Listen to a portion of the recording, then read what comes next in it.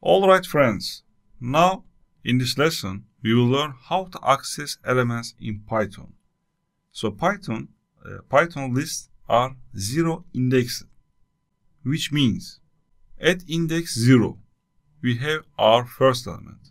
At index 1 we have our second element. At index 3 we have at index 2 we have our third element. So it starts with index 0 and then index 1 and index 2. So if a list has 5 elements, the last element is always at index -1.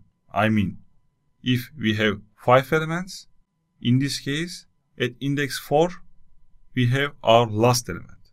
So let's print it.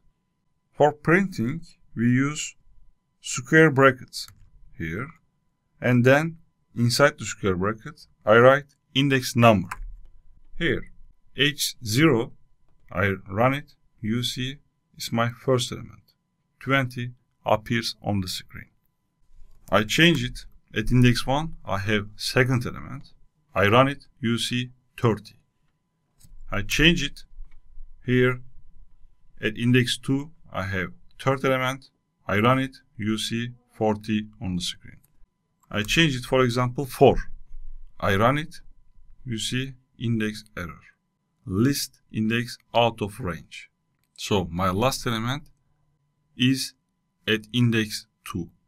Python also supports negative indexes. For beginners it's not so useful, but if you know that, it will be better.